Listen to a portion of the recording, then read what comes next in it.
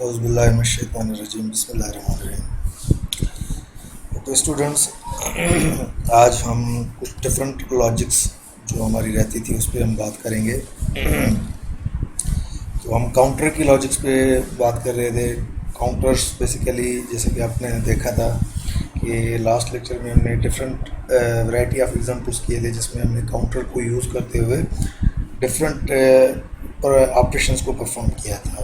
ठीक है, तो आज हम उसी काउंटर से रिलेटेड एक और एग्जांपल करेंगे जिसमें हमारा कंपैरिजन कमांड भी यूज़ हो रही होगी।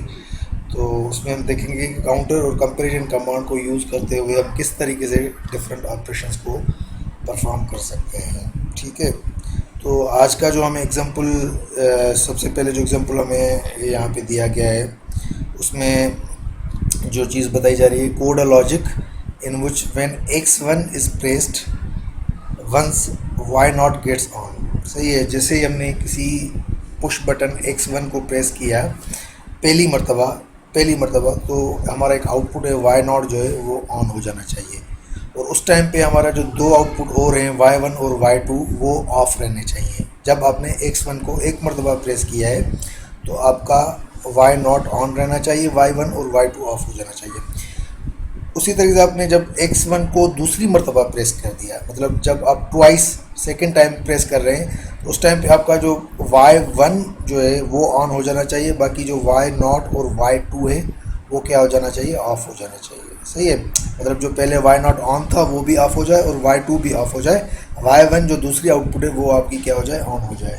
उसके बाद जब नेक्स्ट टाइम थर्ड टाइम आप x1 को प्रेस करें तो आपका जो आखिरी आउटपुट है y2 वो ऑन हो जाना चाहिए, और पहली के जो दो आउटपुट्स हैं y0 और y1 वो क्या हो जाना चाहिए, ऑफ होना चाहिए। और finally when x1 is pressed fourth time, जब आप आखिर में चौथी मरतबा जब x1 को प्रेस करें तो आपका पूरा का पूरा जितने भी आउटपुट्स हैं वो क्या हो जाएं, ऑफ हो जाएं। सही है, तो सबसे पहले हम इसकी जो है थोड़ा टाइमिंग डायग्राम पे बात करेंगे। इसकी टाइमिंग डायग्राम किस तरीके से बनाई जा सकती है। आपके लिए ये चीज़ क्लियर हो जाए इसको मैं यहाँ पे टाइमिंग डायग्राम से आपको समझाने की कोशिश करता हूँ। लेट से ये मेरा ये जो है पहली लाइन जो है ये x1 की सीक्वेंस को बता रही है। x1 मेरा पुश बटन है और यहाँ पे मेरे पास तीन आउटपुट्स है।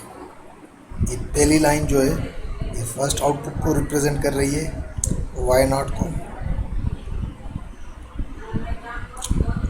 और ये दूसरी लाइन जो है वो y1 को रिप्रेजेंट कर रही है, और ये जो थर्ड लाइन है ये y2 को रिप्रेजेंट कर रही है। अब जब मैंने x1 को फर्स्ट टाइम प्रेस किया तो मेरी जो फर्स्ट आउटपुट है, जैसे ही मैं इसको प्रेस करूंगा तो इस पर्टिकुलर टाइम पे आपकी पहली आउटपुट जो है वो ऑन होना चाहिए। सही है, ऑन होना चाहिए। ठीक है, अब उसके बाद थोड़ी देर के बाद मैंने एक दूसरी मर्तबा x1 को प्रेस किया। नेक्स्ट टाइम मैंने दूसरी मर्तबा x1 को प्रेस, जैसे ही मैंने x1 को दूसरी मर्तबा प्रेस किया तो उस पर्टिकुलर टाइम पीरियड पे आपकी जो y0 पहले ऑन थी वो ऑफ हो जानी चाहिए, और y1 जो पहले से ऑफ थी वो उस पर्टिकुलर टाइम पे ऑन होनी चाहिए। ठीक है, आफ्टर सम टाइम मैंने x1 को थर्ड टाइम प्रेस किया। ठीक है, यहाँ पे x1 को मैं थर्ड टाइम प्रेस कर रहा हूँ। ठीक है, तो जैसे ही मैंने x1 को थर्ड टाइम प्रेस किया तो ये जो y1 है वो भी उस पर्टिकुलर टाइम पीरियड पे आके ऑफ हो जानी चाहिए, और y2 जो है वो ऑन होना चाहिए, ये उस तरीके से। ठीक है, उस पर्टिकुलर टाइम पे y2 ऑन होना चाहिए। और फोर्थ टाइम मैं जैसे ही फोर्थ टाइम x1 को प्रेस कर रहा हूँ तो मेरे चारों के चारों आउटपुट्स क्या हो जाने चाहिए, ऑफ हो जाने चाहिए। सही है, उस पर्टिकुलर टाइम पे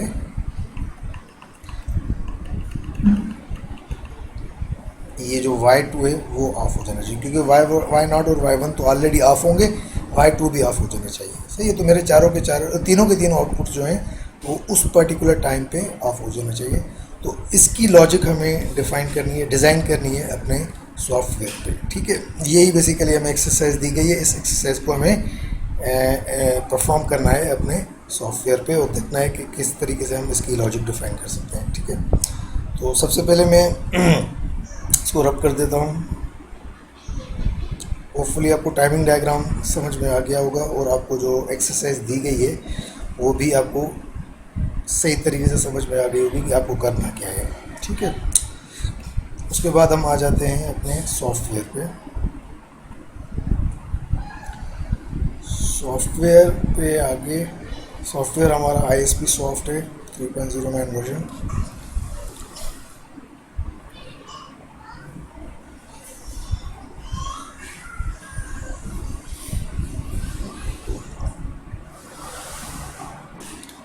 सॉफ्टवेयर हमारा ऑन हो चुका है। हम न्यू प्रोग्राम पे जाएंगे, नाम यहाँ पे देंगे प्रोजेक्ट का काउंटर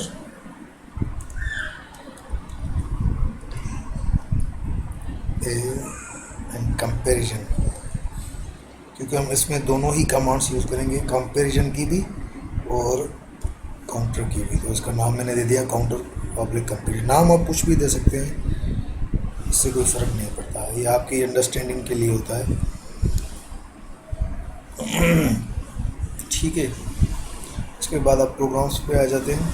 प्रोग्राम्स पे आके न्यू प्रोग्राम पे आ जाते हैं और यहाँ पे अगेन आप नाम दे दें काउंटर पब्लिक कंपैरिजन।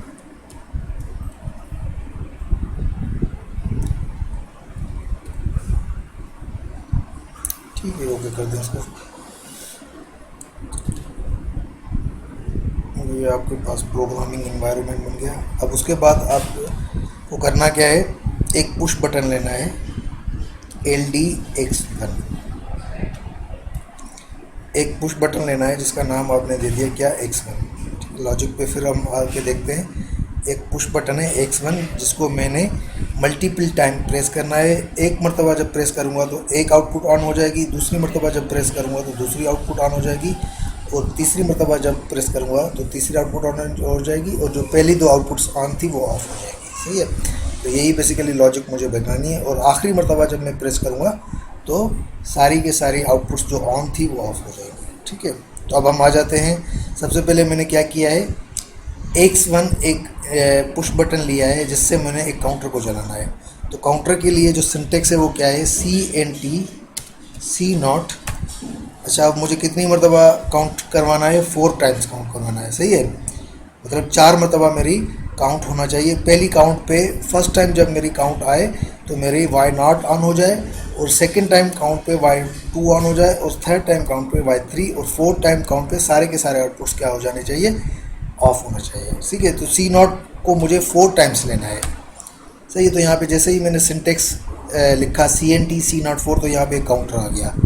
तो ये सिंटेक्सेस आपको याद करने पड़ते हैं। ठीक है, और अगर एग्ज़ाम में आपका इस तरह का कोई सवाल आ जाता है तो वहाँ पे भी आपको काउंटर को एज अ सिंटेक्स डिफ़ाइन करना पड़ेगा। अगर आपको एग्जांपल में इस किस्म की कोई लॉजिक डिफ़ाइन करनी हो जहाँ पे आपको काउंटर यूज़ करना हो, तो काउंटर की जगह पे आप उसका सिंटेक्स लिखेंगे ताकि वहाँ पे ये चीज़ बताई जा सके कि आप यहाँ पे बेसिकली काउंटर को डिफ़ाइन कर रहे हैं। सही है, तो काउंटर का सिंटेक्स होता है CNT C0, basically general purpose हमारे पास काउंटर्स होते हैं, और 4 बेसिकली इसको रिप्रेजेंट कर रहा है कि आप 4 टाइम काउंट को चलाना चाहते हैं। सही है, उसके बाद आप क्या करेंगे, यहाँ पे आ जाएंगे और काउंटर्स को आप यहाँ पे, अच्छा आप क्या चाह रहे हैं, जब पहली मरतबा आपने X1 को प्रेस किया तो Y0 ऑन होना चाहिए। सही है, तो इसके लिए आप क्या करेंगे, एक कंपैरिजन कमांड यूज़ करेंगे। सही है, कंपैरिजन कमांड कैसे होती है, जैसे कि यहाँ पे आप आके LD इक्वल टू C0 1। सही है, मतलब इस सिंटेक्स से मतलब क्या हुआ कि जब काउंटर जो आपका C0 काउंटर है जब 1 पे पहुँचे तो, सॉरी यहाँ पे क्या हो रहा है, LD equal to C0 1।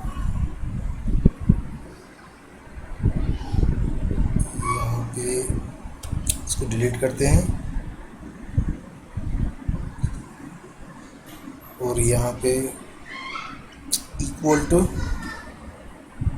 C not 1।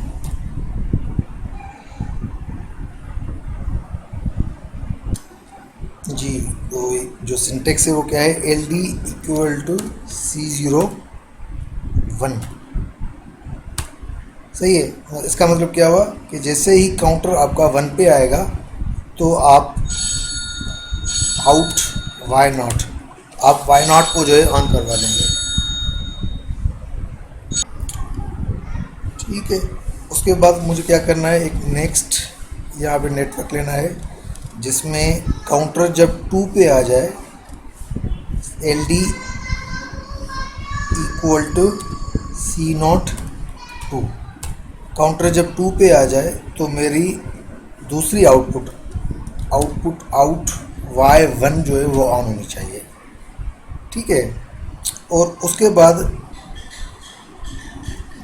एक तीसरा नेटवर्क में लेता हूँ, L D equal to C03। जब काउंटर 3 पे आ जाए तो आउट Y2, तीसरी आउटपुट जो है वो आउट होनी चाहिए, जो है ऑन होनी चाहिए।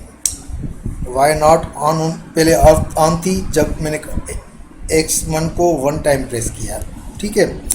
Y2 तब ऑन होगी, Y1 तब ऑन होगी जब X1 को मैं 2 टाइम प्रेस करूँगा, और इसी तरीके से Y2 तब ऑन होगी जब X1 को मैं 3rd टाइम प्रेस करूँगा। उसके बाद फाइनली आखिर में जब मैं X1 को 4th टाइम प्रेस करूँगा तो इसके लिए मैं क्या करूँगा, L D equal to C04। जैसे ही मैंने काउंटर को 4th टाइम प्रेस किया तो मेरा तीनों के तीनों आउटपुट्स क्या हो जाना चाहिए, ऑफ हो जाने चाहिए। तो इसके लिए मैं क्या करूँगा, RST C0, मतलब मैंने अपने जो काउंटर है उसको क्या करना है, रीसेट करना है।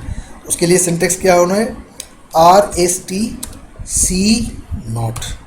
रीसेट करने के लिए जो कमांड होती है उसके लिए सिंटेक्स क्या होता है, RST C0, मतलब C0 उस पर्टिकुलर काउंटर को रिप्रेजेंट कर रहा है और RST बेसिकली क्या है, रीसेट करवाना है हमें उस पर्टिकुलर काउंटर को।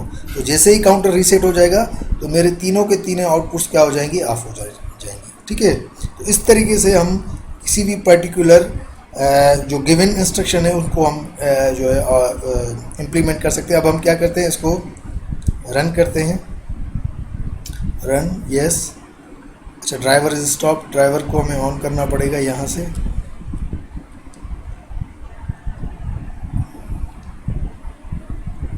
यहाँ पे आके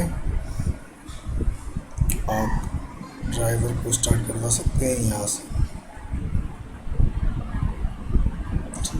उसके बाद ये आपका जो है ड्राइवर स्टार्ट हो गया है। अब आप इसको डाउनलोड करें। प्रोग्राम डाउनलोड हो रहा है, यस। ये ट्रांसफ़र हो जाएगा। ठीक है, आपका प्रोग्राम अभी ट्रांसफ़र हो गया है और आप ऑनलाइन मोड पे है। अब क्या करेंगे, आप जैसे ही X1 को ऑन करेंगे, अच्छा कम्युनिकेशन एरर आ रहा है, कोई इशू नहीं है। यहाँ पे हम इसको प्रेस कर देते हैं, ओके। X1 को जैसे ही आपने ऑन किया तो अच्छा आपका फ़िलहाल स्टॉप मोड पे, आप इसको रन मोड पे आ जाएँ। रन मोड पे आके अब आ जाएँ आप, सही है। X1 को जैसे ही आपने पहली मरतबा पुश किया तो वाई नॉट ऑन हो गया, और आप देख सकते हैं कि उस टाइम पे बाकी जो 2 आउटपुट्स है वो क्या है, ऑफ है। ठीक है। उसके बाद इसको ऑफ कर दें। काउंटर जब 1 पे है तो पहली आउटपुट ऑन हो रही है। उसके बाद आप इसको फिर ऑन कर दें। जैसे ही आपने 2 टाइम इसको ऑन किया तो आपकी Y1 ऑन हो गई, वाई नॉट और Y2 क्या है, ऑफ है। मतलब जो आपकी दूसरी आउटपुट है वो ऑन हो गई, बाकी रिमेनिंग आउटपुट से वो क्या है, ऑफ है। अगेन आप इसको ऑफ करके 3rd टाइम इसको ऑन करें। आपने जैसे ही 3rd टाइम ऑन किया तो आपकी ये जो तीसरी आउटपुट है Y2 वो ऑन हो गई है, सही है। बाकी आपके आउटपुट्स क्या हैं, ऑफ है। और देखें, आप जैसे ही इसको 4th टाइम प्रेस करेंगे तो आपके तीनों के तीनों आउटपुट्स क्या हो गए, ऑफ हो गए। आपका काउंटर कहाँ पे आ गया, 0 पे आ गया, काउंटर आपका रीसेट हो गया और आपकी तीनों के तीनों आउटपुट्स क्या हो गई, ऑफ हो गई। सही है। अगेन एक मरतबा फिर हम इस चीज़ को रिपीट करते हैं। इसको फिर मैं ऑफ़ करता हूँ, X1 को ऑफ़ करता हूँ, ऑफ़ करके फिर इसको ऑन करता हूँ। जैसे ही मैंने एक मरतबा ऑन किया तो ये Y0 जो पहली आउटपुट है वो ऑन है, बाकी रिमेनिंग जो 2 आउटपुट्स है वो ऑफ है।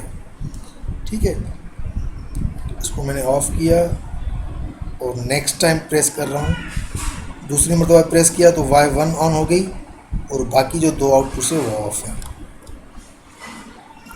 ऑफ।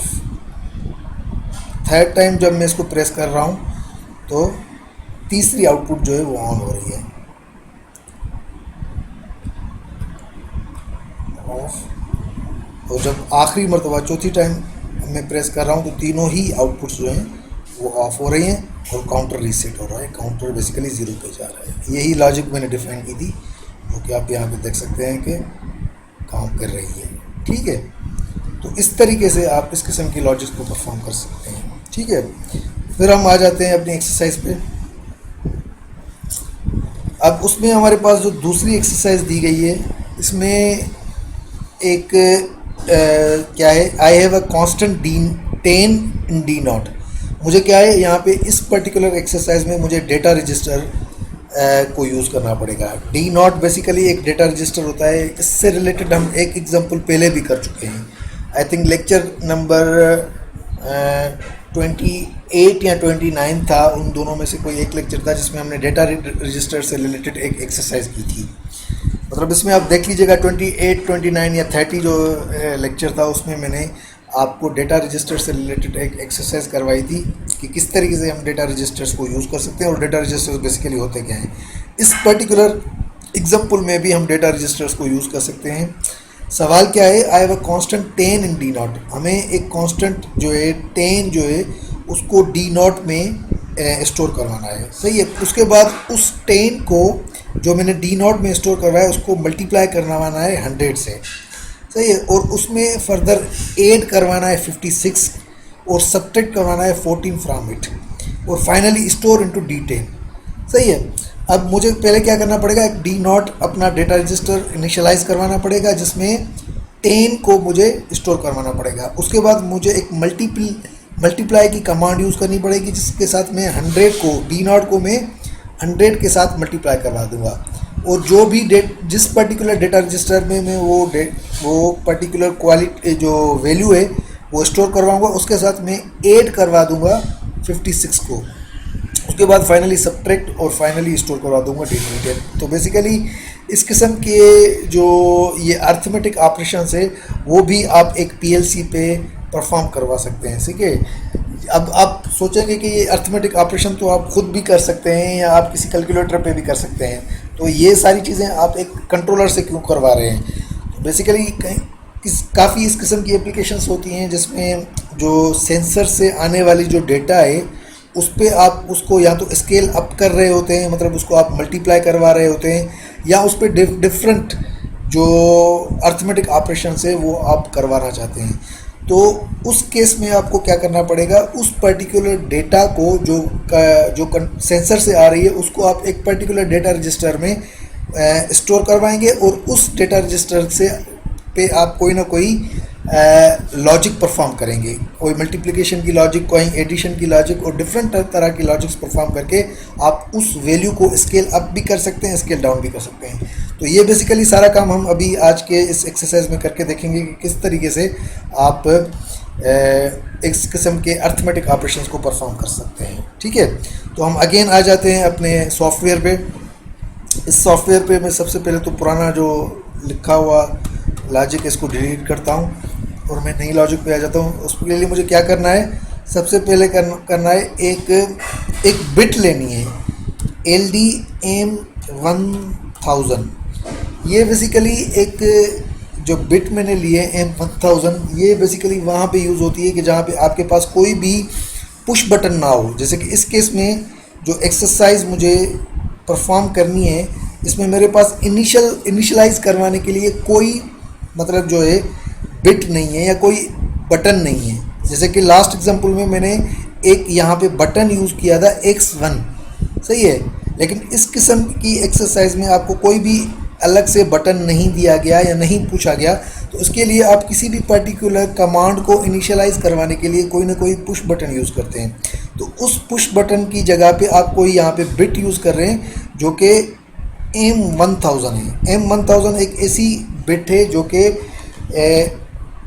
PLC के इसके मेमोरी में स्टोर होती है और ये बेसिकली परमानेंट होती है। जैसे ही आप इसको ऑन करेंगे तो ये कंटिन्यूसली ये चलती रहेगी, सही है। इसके बरक्स हमारे पास एक दूसरी बिट है।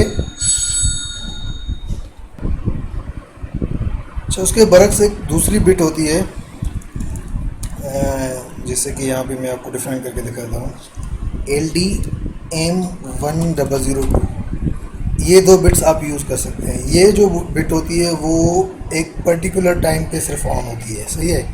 मतलब जैसे ही आप इसको किसी भी स्टार्ट करेंगे तो वो एक जो है एक उस पर्टिकुलर टाइम के लिए पावर को जो है अलो करेगी, सही है। जबकि ये जो बिट है इसको मैं यहाँ पे कट करता हूँ।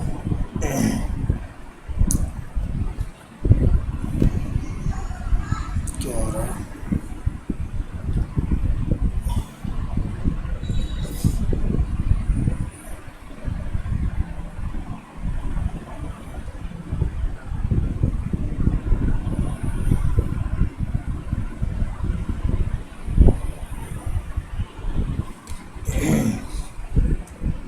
LD M1000 ये परमानेंट होती है। मतलब इसको आपने एक मरतबा जब इनिशियलाइज करवा लिया तो ये कंटिन्यूसली पावर डिलीवर करती रहेगी, सही है। वो जो है वो एक पर्टिकुलर टाइम के लिए, जो M1002 है वो एक पर्टिकुलर टाइम के लिए सिर्फ पावर अप करती है और उसके बाद ऑफ हो जाती है। ये कंटिन्यूसली परमानेंटली ऑन रहती है बिट, सही है। तो अब यहाँ पे मैं ये बिट यूज़ कर रहा हूँ और उसके बाद मूव करवा रहा हूँ लॉजिक में, मूव करवा रहा हूँ 10D0 में, सही है। तो इसके लिए मैं क्या यूज़ करूँगा, मूव की इंस्ट्रक्शन यूज़ करूँगा, मूव 10 to D0। 10 एक सिंपल एक कांस्टेंट वैल्यू है जिसको मैंने D0 में मूव करवा लिया। उसके बाद मुझे क्या करना है, उसके साथ नीचे एक पैरेलल में मैं एक बिट लूँगा, सही है। यहाँ पे पैरेलल में 1 2 3 से 4 मैंने जैसे ही M1000 इस बिट को इनिशियलाइज करूँगा तो एक वैल्यू है 10 जो कि D0 में चली जाएगी। उसके बाद मुझे क्या करना है, मल्टीप्लाई विथ 100, सही है। जो 10 मैंने D0 में स्टोर करवाया है उसको मुझे 100 के साथ मल्टीप्लाई करवाना पड़ेगा। तो उसके लिए मेरे पास जो कमांड है वो क्या है, मल्टीप्लाई के लिए MUL मल D0 विथ 100। D0 में एक वैल्यू मैंने स्टोर की है 10 जिसको मैं 100 से मल्टीप्लाई करवा रहा हूँ,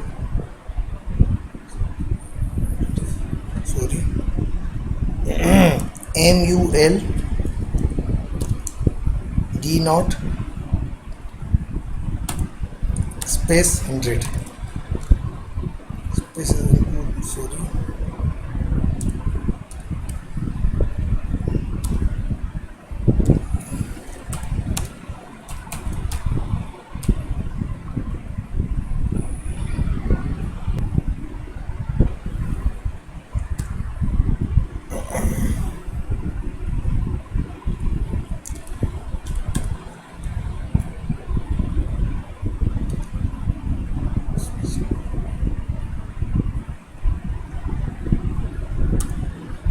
MUL multiply D0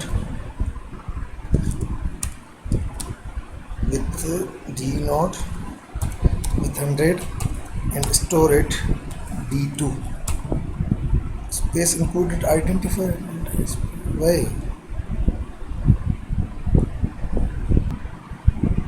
ठीक है, तो मैं मल्टीप्लिकेशन की कमांड यहाँ पे लिख लेता हूँ,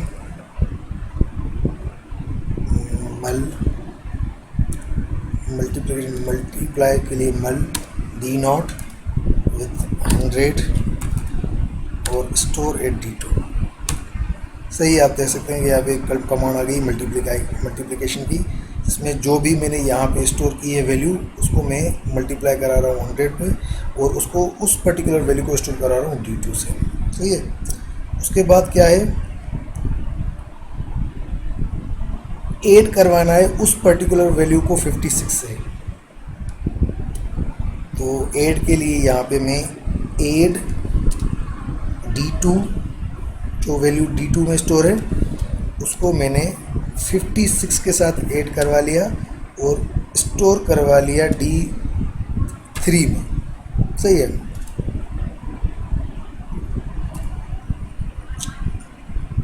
add D2 56 D2 56 add eight D4।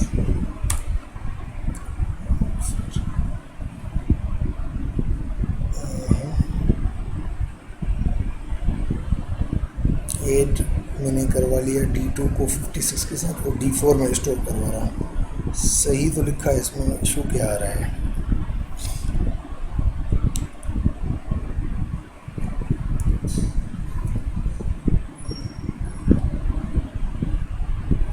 Add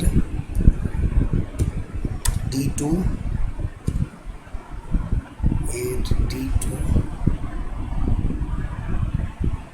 56 store at D4। ठीक है, सही है। 56 ऐड हो गए D2 में और D3 में स्टोर हो गए। उसके बाद फाइनली मुझे क्या करना है, finally subtract it from 14 from it. तो सब्ट्रैक्ट के लिए मैं यहाँ पे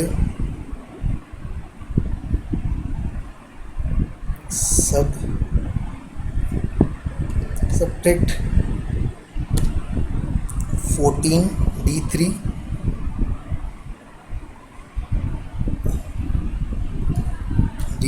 14 और स्टोर करवा लो D10 में।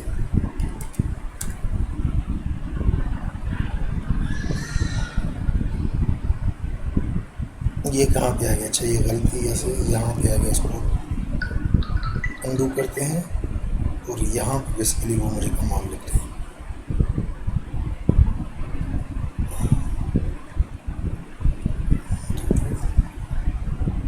कट और यहाँ पे पेस्ट।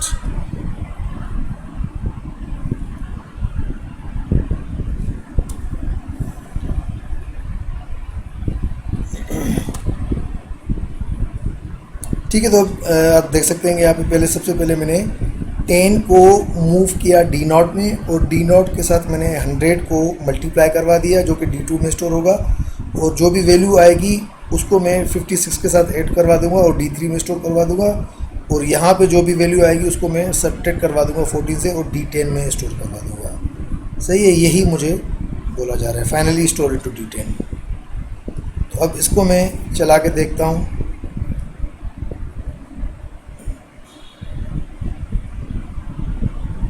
Yes,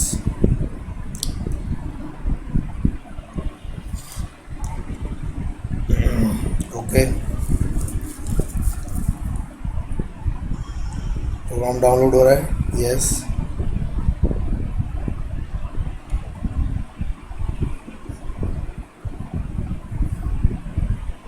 transfer,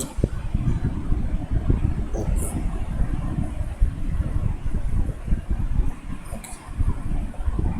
close.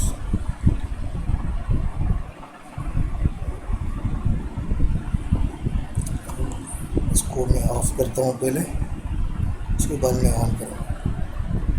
ठीक है, जैसे ही मैंने ऑन किया तो 10 यहाँ पे स्टोर हो गया D0 पे और 10 100 के साथ मल्टीप्लाई हो गया तो ये क्या हो जाएगा, 100 मल्टीप्लाई बाई 10 1000 के साथ 56 ऐड हो गए तो यहाँ पे मुझे क्या मिलेगा 1056 और 1056 से 14 सब्ट्रैक्ट हो गए तो यहाँ पे मुझे क्या मिला 104। ये पूरा का पूरा देखें आप, एक अर्थमेटिक ऑपरेशन यहाँ पे बन गया। 10 को पहले मैंने स्टोर करवाया था डी नॉट में, तो यहाँ पे आ गया डी 10, और उसके साथ मैंने मल्टीप्लाई करवा दिया 100 को। तो 10 मल्टीप्लाई बाई 100 कितना होता है 1000। 1000 को से मैंने ऐड करवा दिया 56, तो 1056, और 1056 से मैंने सब्ट्रैक्ट करवा दिया 14, तो यहाँ पे क्या आ रहा है 1042। इसी तरीके से अगर आप इसको ऑफलाइन मोड पे आके आप यहाँ पे अगर कोई दूसरी वैल्यू डालना चाहते हैं, 100 की जगह पे आप यहाँ पे 20 डालें, ठीक है, और यहाँ पे आप 56 डाल दें, 50 डाल दें सिंपल, और यहाँ पे आप 10 डाल दें, ठीक है, और उसको अगेन आप यहाँ पे रन करें, डाउनलोड करें, ओके करें।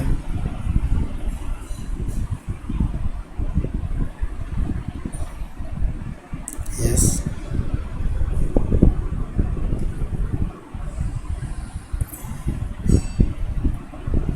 प्रोग्राम ट्रांसफ़र हो रहा है।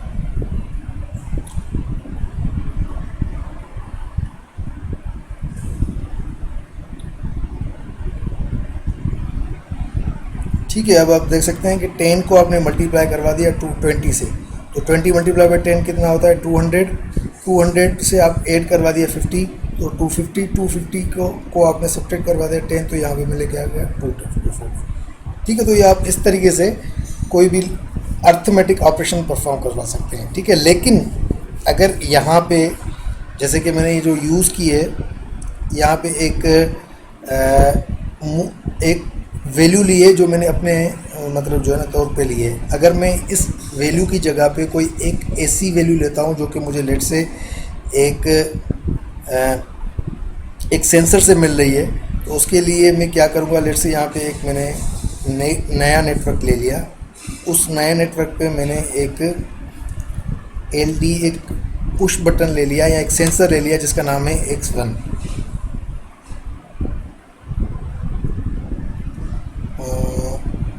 नॉर्मली ये राइजिंग एज पे, राइजिंग एज, और उसके बाद मैंने यहाँ पे मूव करवा लिया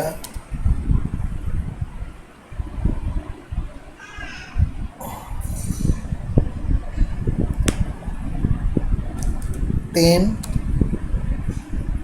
टू डी नॉट।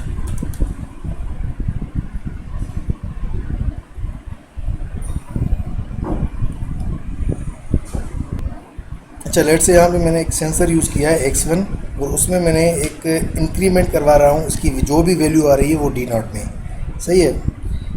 मतलब जो भी वैल्यू मुझे सेंसर पे मिलेगी वो मैं डी नॉट में स्टोर करवाऊँगा, और उस पर्टिकुलर वैल्यू पे मैं ये ऑपरेशन परफॉर्म करवाने जा रहा हूँ, सही है। मतलब जो भी डी नॉट पे वैल्यू आएगी वो 20 के साथ मल्टीप्लाई हो जाएगी, 50 के साथ ऐड हो जाएगी, और सब्ट्रैक्ट हो जाएगी 10 से, सही है। तो इस तरीके के कोई भी लॉजिकल ऑपरेशन में उस पर्टिकुलर सेंसर से आने वाली जो वैल्यू है उस पर आप ऑपरेशन परफॉर्म कर सकता हूँ।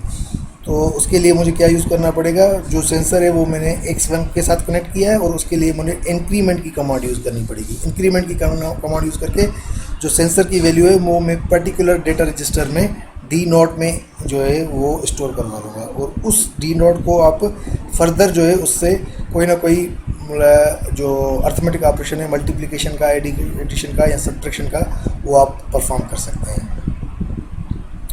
इसको मैंने यहाँ पे डाउनलोड किया, और ये यहाँ पे डाउनलोड हो रहा है।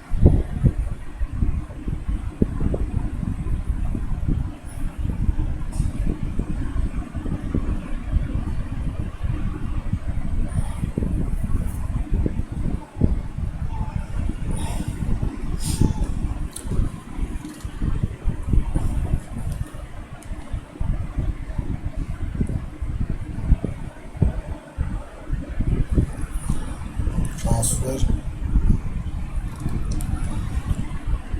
ओके।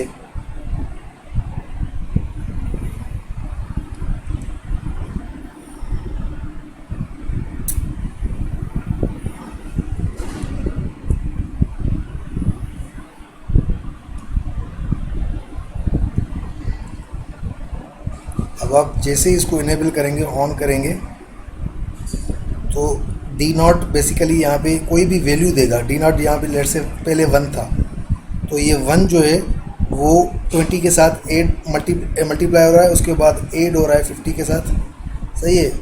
और आप उसको फिर सब्ट्रैक्ट करवा रहे हैं डी नॉट से।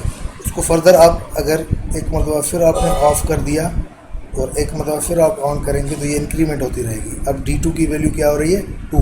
मतलब जो भी सेंसर पे वैल्यू हो रही है, आ रही है, यहाँ पे बेसिकली वो स्टोर हो रही डी नॉट पे, और उस पर आप ये अर्थमेटिक ऑपरेशन परफॉर्म कर रहे हैं, सही है। तो इस किस्म के आप डिफरेंट ऑपरेशंस जो है अब परफॉर्म करवा सकते हैं अपनी लॉजिक को डिज़ाइन करके, ठीक है। अब इसी से एक रिलेटेड एक्सरसाइज आपको यहाँ पे दी गई है।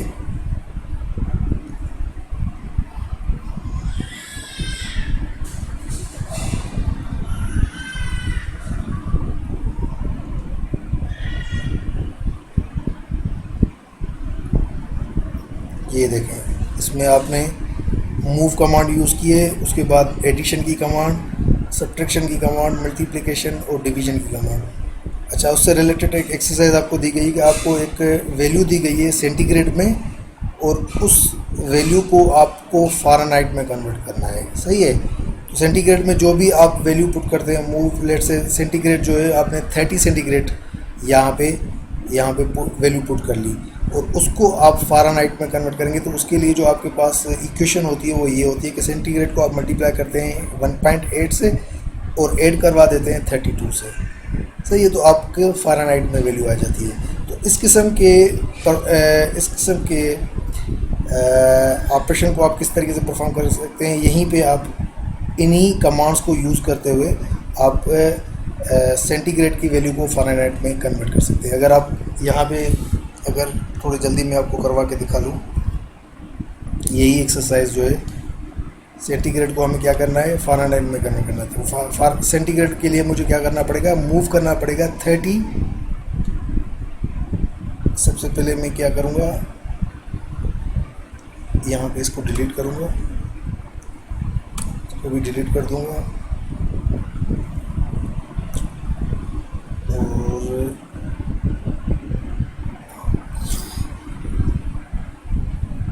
यहाँ पे इसके साथ एक मूव 30 टू डी नॉट।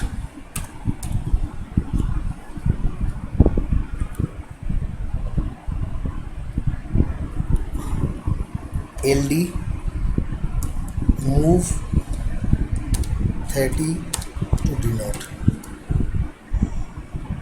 चलिए यहाँ पे आ गया, मूव हो रहा है 30 कहाँ पे, डी नॉट पे 30। अच्छा, इसको आप कट कर दें और इसको भी आप कट कर दें, इसको भी आप कट कर दें, ठीक है। और इसके साथ नीचे आपने दो अपने पैरेलल में बिट्स ले ली, और उस बिट पे आपको क्या करना है, मूव 30 टू 30, उसके बाद मल्टीप्लाई बाय 1.8, सही है। तो मल्टीप्लाई करने के लिए आप क्या करेंगे, यहाँ पे आ जाएंगे और यहाँ पे आके आप mul D naught with 1.8 and store at D2। Multiply हो रहा है डी नॉट पे, जो भी वैल्यू है वो 1.8 के साथ मल्टीप्लाई हो जाएगी और स्टोर हो जाएगी D2 पे, सही है। उसके बाद फाइनली आपको क्या करना है, उस D2 की वैल्यू के साथ ऐड करना है 32। तो यहाँ पे आके आप ऐड की कमांड यूज़ करेंगे, add D2 with 32 and store at D3।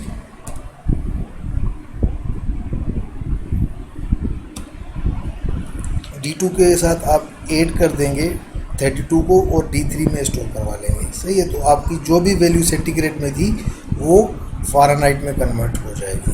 तो इसको आप रन करें, यस। इसको आप डाउनलोड करें।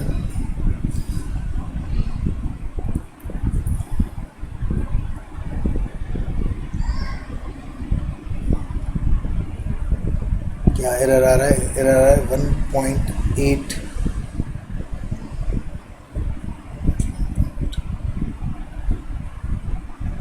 अच्छा,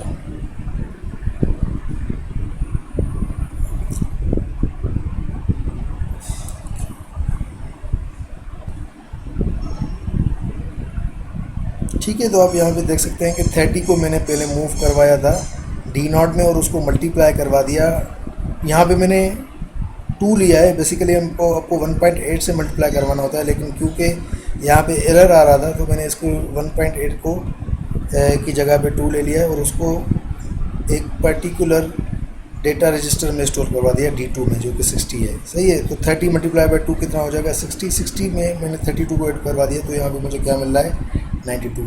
तो ये जो वैल्यू मुझे मिल रही है वो फ़ारेनहाइट में मिल रही है। सही है। सिर्फ फ़र्क यहाँ पे क्या है कि यहाँ पे 1.8 से आप मल्टीप्लाई करवा लेंगे तो एग्जैक्ट आपको वैल्यू मिल जाएगी। सही है। लेकिन क्योंकि यहाँ पे एरर आ रहा था तो मैंने यहाँ पे 1.8 की जगह पे 2 वैल्यू ले ली। अगेन काम वही हो रहा है। सही है।